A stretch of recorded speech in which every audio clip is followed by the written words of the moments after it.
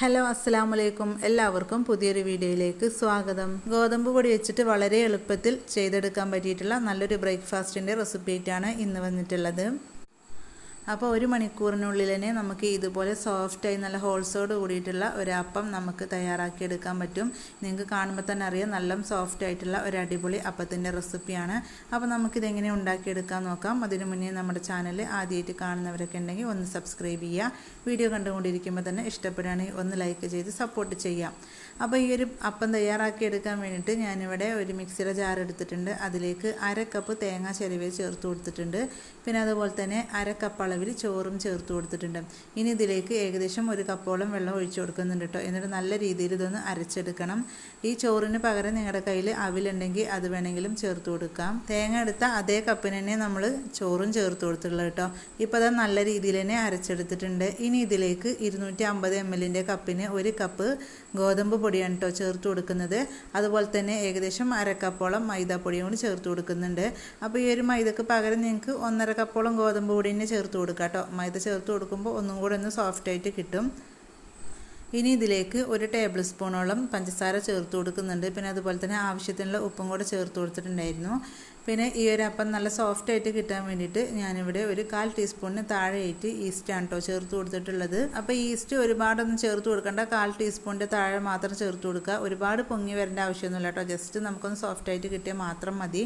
പിന്നെ അതുപോലെ തന്നെ ഈ ഒരു ബാറ്റർ നമ്മൾ ഒരുപാട് സമയമൊന്നും റെസ്റ്റ് ചെയ്യാൻ വെക്കുന്നില്ല. ഒരു 30 മിനിറ്റൊക്കെയുള്ള റെസ്റ്റ് ചെയ്യാൻ വെക്കുന്നുള്ളൂ.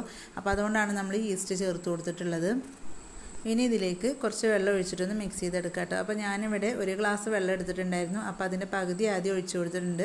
എന്നിട്ട് ഇവിടെ ബാക്കിയും കൂടെ ഒഴിച്ചു കൊടുക്കുന്നുണ്ട്. എന്നിട്ട് നല്ല രീതിയിലൊന്ന് മിക്സ് ചെയ്തെടുക്കാം. നല്ലപോലെ മിക്സ് ആക്കിയതിൻ്റെ ശേഷം നമുക്ക് അരച്ചെടുക്കാം കേട്ടോ. അപ്പോൾ ഇതുപോലെ ഒരു സ്പൂൺ അല്ലെങ്കിൽ ഫോർക്ക് വെച്ചിട്ട് നമ്മൾ ചെയ്തെടുക്കുകയാണെങ്കിൽ പെട്ടെന്ന് നമുക്ക് റെഡിയാക്കി എടുക്കാൻ പറ്റും. അപ്പോൾ ഇത്രയും കാര്യങ്ങളാണ് ചേർത്ത് കൊടുത്തിട്ടുള്ളത്. അപ്പോൾ ഇനി വേറെ ഒന്നും ഇതിലേക്ക് ചേർത്ത് കൊടുക്കേണ്ട ആവശ്യമില്ല കേട്ടോ. അപ്പോൾ ഇനി നമുക്കിതൊന്ന് അരച്ചെടുക്കാം. 1 മിനിറ്റ് സമയം ഒന്ന് അരച്ചെടുക്കാം കേട്ടോ. ചോറും തേങ്ങയൊക്കെ നമ്മൾ നേരത്തെ അരച്ചെടുത്തതാണ്. അപ്പോൾ 1 മിനിറ്റ് മാത്രം ഒന്ന് അരച്ചെടുത്താൽ മതി. ഇപ്പോൾ അതാ നല്ല രീതിയിൽ ഞാനിവിടെ അരച്ചെടുത്ത് വന്നിട്ടുണ്ട്. ഇനി ഇത് നമുക്ക് വേറൊരു ബൗളിലേക്ക് ഒഴിച്ചു കൊടുക്കാം. അപ്പോൾ ഇതേ രീതിയിൽ വേണ്ട നമ്മുടെ ഈ ഒരു ബാറ്റർ കിട്ടാൻ. ഒരുപാട് ലൂസും ആവരുത്, എന്നാൽ ഒരുപാട് കട്ടിയാവരുത് കേട്ടോ. ഇനി ഒരു തവി വെച്ചിട്ട് ജസ്റ്റ് ഇതുപോലെ ഒന്ന് മിക്സ് ചെയ്തെടുക്കുക. അപ്പോൾ ഈ ഒരു സമയത്ത് ഉപ്പ് നോക്കുക, കുറവാണെങ്കിൽ ചേർത്ത് കൊടുക്കുക കേട്ടോ. അപ്പോൾ നമ്മൾ രാവിലെ ബ്രേക്ക്ഫാസ്റ്റിന് വേണ്ടിയിട്ട് തലേദിവസം മാവൊന്നും റെഡിയാക്കി വെച്ചിട്ടില്ലെങ്കിൽ ഗോതമ്പ് പൊടി ഉണ്ടെങ്കിൽ ഇതുപോലെ ചെയ്തെടുത്താൽ മതി. അപ്പോൾ രാവിലെ നമ്മൾ ഈ ഒരു ബാറ്റർ റെഡിയാക്കിയതിൻ്റെ ശേഷം നമ്മൾ ഇതിലേക്കുള്ള കറി ഉണ്ടാക്കുന്ന ആ ഒരു സമയം മാത്രം റെസ്റ്റ് ചെയ്യാൻ വെച്ചാൽ മതി. അപ്പോൾ നല്ല രീതിയിലൊന്ന് മിക്സ് ചെയ്തതിന് ശേഷം ഞാനിതവിടെ അടച്ച് വെക്കുന്നുണ്ട്. ഏകദേശം ഞാനൊരു 30 മിനിറ്റോളം കേട്ടോ റെസ്റ്റ് ചെയ്യാൻ വെച്ചിട്ടുണ്ടായിരുന്നത്. അപ്പോൾ നിങ്ങൾക്ക് സമയമുണ്ടെങ്കിൽ 1-2 മണിക്കൂറൊക്കെ ഇത് റെസ്റ്റ് ചെയ്യാൻ വെക്കാം കേട്ടോ. അപ്പോൾ നല്ല പോലെ പൊങ്ങി വരും. ഞാനിവിടെ വെറും 30 മിനിറ്റ് മാത്രമാണ് റെസ്റ്റ് ചെയ്യാൻ വേണ്ടി വെച്ചിട്ടുണ്ടായിരുന്നത്. എന്നാലും അത്യാവശ്യം മാവ് ചെറുതായിട്ടൊക്കെ ഒന്ന് പൊങ്ങി വന്നിട്ടുണ്ട്. അപ്പോൾ ഇത്ര മതി. പിന്നെ നമ്മൾ ഇതിലേക്ക് വളരെ കുറഞ്ഞ അളവിലാണ് കേട്ടോ ഈസ്റ്റ് ചേർത്ത് കൊടുത്തിട്ടുണ്ടായിരുന്നത്. എന്നാലും മാവൊക്കെ ഇവിടെ സെറ്റായി വന്നിട്ടുണ്ട്. ഇനി നമുക്ക് അപ്പം ചുട്ടെടുക്കാം. അതിന് വേണ്ടി ഇതുപോലത്തെ ഒരു പാൻ വെച്ചിട്ടുണ്ട്. നല്ലപോലെ ചൂടായിട്ട് മീഡിയം ഫ്ലെയിമിലിട്ട് കൊടുക്കുക. എന്നിട്ട് ഇതുപോലെ ഒരു തവി മാവ് ഒഴിച്ചു കൊടുത്തിട്ട് ചെറുതായിട്ടൊന്ന് പരത്തി കൊടുക്കുക കേട്ടോ. ഒരുപാട് പരത്തി കൊടുക്കേണ്ട, ചെറുതായിട്ടൊന്ന് പരത്തി കൊടുത്താൽ മാത്രം മതി.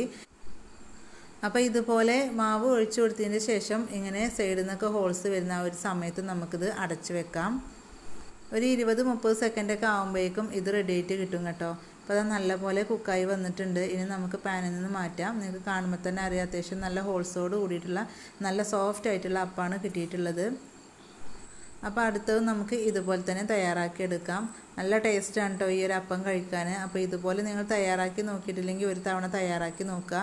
ഒരുപാട് ഫ്ലെയിം കൂട്ടി കൊടുക്കരുതേ, പെട്ടെന്ന് കരിഞ്ഞു പോവും. മീഡിയം ടു ലോ ഫ്ലെയിമിലിട്ടിട്ട് തന്നെ ഇത് തയ്യാറാക്കി എടുക്കാം. ഇപ്പോൾ ഇതും ഇവിടെ റെഡി ആയിട്ടുണ്ട്. ഇനി നമുക്ക് ബാക്കിയുള്ളതെല്ലാം ഇതേപോലെ തന്നെ ഒന്ന് ചുട്ടെടുക്കാം. മസാല ഇട്ട് തയ്യാറാക്കിയിട്ടുള്ള ഏത് കറി വേണമെങ്കിലും ഈ ഒരു അപ്പത്തിൻ്റെ കൂടെ കഴിക്കാം. ഇപ്പോൾ ഞാനിവിടെ മുഴുവനായിട്ടും ചുട്ടെടുത്തിട്ടുണ്ട്. അപ്പോൾ നിങ്ങൾക്ക് കാണുമ്പോൾ തന്നെ അറിയാം നല്ല സോഫ്റ്റ് ആയിട്ടുള്ള ഒരു അടിപൊളി അപ്പമാണ്. അപ്പോൾ ഇതേ രീതിയിൽ നിങ്ങൾ തയ്യാറാക്കി നോക്കിയിട്ടില്ലെങ്കിൽ തീർച്ചയായും ഒരു തവണ തയ്യാറാക്കി നോക്കുക കേട്ടോ. സാധാരണ നമ്മൾ ഗോതമ്പ് പൊടി കൊണ്ട് ഗോതമ്പ് ദോശയ്ക്കാണ് തയ്യാറാക്കൽ. അപ്പോൾ അതിൽ നിന്നൊക്കെ വ്യത്യസ്തമായിട്ട് ഇതുപോലെയൊക്കെ ഒന്ന് ചെയ്ത് നോക്കുക. കുട്ടികൾക്കും വലിയവർക്കൊക്കെ ഒരുപോലെ ഇഷ്ടപ്പെടും. നല്ല സോഫ്റ്റാണ്. അപ്പോൾ ഇത്രയേ ഉള്ളൂ നമ്മുടെ ഈ ഒരു ഗോതമ്പ് പൊടി വെച്ചിട്ടുള്ള അപ്പത്തിൻ്റെ ഒരു റെസിപ്പി. അപ്പോൾ ഈ ഒരു റെസിപ്പി ഇഷ്ടപ്പെട്ടാൽ ഒന്ന് ലൈക്ക് ചെയ്യുക. അതുപോലെ തന്നെ നിങ്ങളുടെ അഭിപ്രായങ്ങൾ അറിയിക്കുക. ഫ്രണ്ട്സിനും ഫാമിലിക്കും ഷെയർ ചെയ്ത് സപ്പോർട്ട് ചെയ്യുക.